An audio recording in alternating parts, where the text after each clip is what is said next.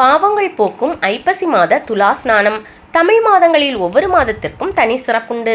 அந்த வகையில் தமிழ் மாதங்களில் 7வதாக வரும் ஐப்பசி மாதத்தின் சிறப்புகளில் ஒன்றாக துலா ஸ்நானம் உள்ளது. பொதுவாக பௌர்ணமி அமாவாசை நாட்களில் நதிகள், கடல் போன்ற புனித நீர்நிலைகளில் நீராடுவது சிறப்பானதாகும். அதிலும் ஐப்பசி மாதத்தில் காவிரி நதியில் நீராடுவது பல அற்புத பலன்களை தரும். ஐப்பசி மாதத்தில் காவிரியில் நீராடுவதை துலா ஸ்நானம் என்று கூறுவார்கள். ஐப்பசி மாதத்தை துலா மாதம் என்று அழைப்பார்கள். இந்த துலா மாதமான ஐப்பசி மாதத்தில் மனிதர்கள் மட்டுமல்லாமல் தெய்வங்களும் தங்கள் சக்திகளை புதுப்பித்துக் கொள்வதற்காக காவிரி நதியில் நீராடுவதாக நம்பப்படுகிறது. உலகில் உள்ள 66 கோடி தீர்த்தங்களும் 14 உலகங்களில் உள்ள புண்ணிய தீர்த்தங்களின் தேவதைகளும் காவிரி நதியில் சங்கமமாவதாக ஐதீகம். அன்றைய தினம் மயிலாடுதுறை மயூரநாதர் திருக்கோவில் முன்பு உள்ள தீர்த்தத்தில் நீராடுவது சிறப்புக்குரியது. புண்ணிய நதிகளில் நீராடினால் தங்களின் பாவங்கள் விலகும் என்பது மக்களின் நம்பிக்கையாக உள்ளது. அந்த வகையில் பலரும் புனித தீர்த்தங்களில் நீராடி வருகிறார்கள். அப்படி தங்களை நாடி வருபவர்களின் பாவங்களை போக்கி அந்த பாவங்களை புண்ணிய நதிகள் ஏற்றுக்கொள்கின்றன. இதனால் அனைத்து பாவங்களையும் சுமந்து மாசுபட்டு நிற்கும் புண்ணிய நதிகள் அனைத்தும் ஒவ்வொரு ஆண்டும் துலா மாதம் என்னும் ஐப்பசியில் மயிலாடுதுறையில் உள்ள துலாக்கட்ட காவிரியில் நீராடி தங்களின் பாவங்களை போக்கிக் கொள்வதோடு தங்களை மேன்மேலும் புனிதப்படுத்திக் கொள்வதாக ஐதீகம். இவ்வாறு அனைத்து புண்ணிய நதிகளும் வசிக்கும் காவிரியில் ஐப்பசி மாதம் முழுவதும் சூரிய உதயமாகி 6 நாழிகைக்குள் நீராட வேண்டும். அதாவது சூரியன் உதயமாகி 2.25 மணி நேரத்திற்குள் காவிரியில் நீராட வேண்டும்.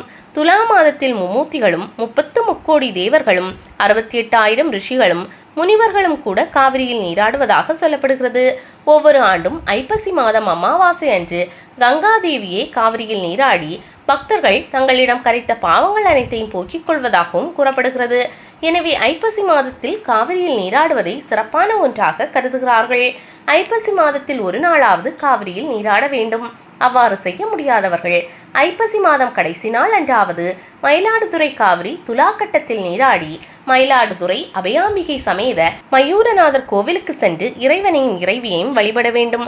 இவ்வாறு ஐப்பசி கடைசி நாள் மேற்கொள்ளும் நீராடலை கடைமுழுக்கு என்று அழைக்கிறார்கள். மயூரநாதரை திருஞான சம்பந்தர் 2 பதிகங்களிலும் திருநாவுக்கரசர் ஒரு பதிகத்திலும் போற்றி பாடியுள்ளார். கோவிலின் முதல் சுற்று பிரகாரத்தில் தென்கிழக்கு திசையில் மயிலம்மன் சன்னதி இருக்கிறது. இத்தலத்தில் அம்மன் மயில் வடிவத்தில் தாண்டவமாடி ஈசனை வழிபட்டதால் இத்திருத்தலத்திற்கு மயிலாடுதுறை என்று பெயர் வந்ததாக கூறப்படுகிறது. ஐப்பசி திருவிழாவின் 5ஆம் நாளில் சிவன் பார்வதி இருவரும் ஆடிய மயூர தாண்டவத்தை இங்கு தரிசிக்கலாம். இங்குள்ள நடராஜ பெருமான் மயூர தாண்டவ கோலத்தில் அருள்பாலிக்கிறார். தினமும் மாலையில் இந்த நடராஜருக்கு தான் முதல் பூஜை செய்யப்படும். முடவன் முழுக்கு. கார்த்திகை மாதத்தின் முதல் நாளில் காவிரியில் நீராடுவதை முடவன் முழுக்கு என்று பெயர். ஐப்பசி மாதம் முழுவதும் காவிரியின் துலாக்கட்டத்தில் நீராடினால் நன்மைகள் கிடைக்கும், பாவங்கள் விலகும் என்பதால் அந்த நாளில் நீராட ஒரு சிவபக்தர் நினைத்தார். அந்த சிவபக்தர் கால் பலகீனமான மாற்றுத்திறனாளி. எனவே அவரால் நினைத்தபடி ஐப்பசி மாதத்தில் காவிரி துலாக்கட்டத்தில் நீராட முடியவில்லை.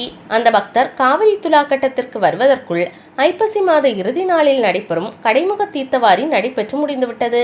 இதனால் மிகவும் மனம் வருந்திய அந்த சிவபக்தர் மயிலாடுதுறையில் உள்ள மயூரநாதரிடம் தன் வேதனையை வெளிப்படுத்தினார். இறைவா, ஐப்பசி மாதத்தில் இந்த தீர்த்தத்தில் நீராட வேண்டும் என்ற என்னுடைய ஆசையை நிறைவேறவில்லையே என்று புலம்பினார். அப்போது சிவபெருமான் அசரீரியாக தோன்றி, ஐப்பசி மாதத்தில் நீராட முடியவில்லையே என்று கவலைப்படாதே, கார்த்திகை முதல் நாளில் இந்த துலா கட்டத்தில் நீராடு. ஐப்பசி மாதத்தில் இந்த தீர்த்தத்தில் நீராடினால் என்ன பலன்கள் கிடைக்குமோ அந்த பலன்கள் அனைத்தும் உனக்கு கிடைக்கும் என்று அருளினார். அதன்படி கார்த்திகை மாத முதல் நாளில் அந்த சிவபக்தர் தீர்த்த நீராடி பலன்களை அடைந்தார். எனவே இந்த நிகழ்வு கார்த்திகை முதல் நாளில் முடவன் முழுக்கு என்ற பெயரில் நடைபெறுகிறது. இந்த தினத்திலும் பக்தர்கள் காவிரி தீர்த்தத்தில் நீராடினால் ஐப்பசி மாதத்தில் நீராடிய பலன்கள் கிடைக்கும். ஐப்பசி மாதத்தில் காவிரியில் நீராடினால் நம்முடைய பாவங்கள் நீங்குவது மட்டுமின்றி நம் முன்னோர்களின் பாவங்களும் விலகும். அஸ்வமேத யாகம் செய்த பலனும் கல்வி, செல்வம், வீரம், ஆயுள், ஆரோக்கியம் போன்ற பலன்களையும் பெறலாம். அமைவிடம் மயிலாடுதுறை பேருந்து நிலையத்திலிருந்து 1 கிலோமீட்டர் தொலைவில் அபயாம்பிகை உடனுறை மயூரநாதர் திருக்கோவில் அமைந்துள்ளது. கந்தசஷ்டி. கந்தசஷ்டி என்பது முருகப்பெருமான் சூரனை அளித்த பெருமையை கொண்டாடும் ஒரு விழாவாகும். சஷ்டி என்றால் 6 ஆகும். ஐப்பசி மாதம் சுக்லபட்ச பிரதமை முதல் சஷ்டி வரை உள்ள 6 நாட்கள் கந்த சஷ்டி காலமாகும். தேய்பிறை ஏகாதசி. ஐப்பசி மாதத்தில் வரும் தேய்பிறை ஏகாதசி இந்திரா ஏகாதசி என்று அழைக்கப்படுகிறது. இந்திரா ஏகாதசியில் விரதம் இருந்தால் நாம் செய்த பாவம் மட்டுமின்றி நம் முன்னோர்களின் பாவங்களும் நீங்கும். ஐப்பசி பௌர்ணமி அன்னாபிஷேகம். வருடந்தோறும் ஐப்பசி மாதத்தில் வரும் பௌர்ணமி தினத்தன்று சிவனின் லிங்கத் திருமேனிக்கு அன்னாபிஷேகம் சிறப்பாக நடைபெறும். கற்பக்கிரகத்தில் உள்ள சிவலிங்கத்திற்கு சமைத்த சாதங்கள், காய்கறிகள் மற்றும் பழங்களை கொண்டு அபிஷேகம் செய்யப்படுகிறது. நாம் உண்ணுவதற்கு உணவளித்த சிவனுக்கு நன்றி தெரிவிக்கும் விதமாக இந்த அன்னாபிஷேகம் செய்யப்படுகிறது. இந்த அன்னாபிஷேகம் எல்லா சிவாலயங்களிலும் நடைபெற்றாலும் தஞ்சாவூர் மாவட்டத்தில் உள்ள பிரகதீஸ்வரர் ஆலயம் மற்றும் கங்கை கொண்ட சோழபுரம் பிரகதீஸ்வரர் ஆலயங்களில் சிறப்பாக வழிபாடு செய்யப்படுகிறது. சிறப்பு வாய்ந்த அன்னாபிஷேக வழிபாட்டில் கலந்து கொண்டு இறைவனின் பரிபூரண அருளை பெற்று நமது குறைகளை நீக்கி பேறு அடையலாம். வளர்பிறை ஏகாதசி. ஐப்பசி மாதத்தில் வரும் வளர்பிறை ஏகாதசி பாவாங்குசா என்று அழைக்கப்படுகிறது. இந்த நாளில் ஏகாதசி விரதத்தை கடைபிடித்தால் வறுமை அகலும், பசிப்பிணி நீங்கும், பாவ விமோசனம் பெறலாம்.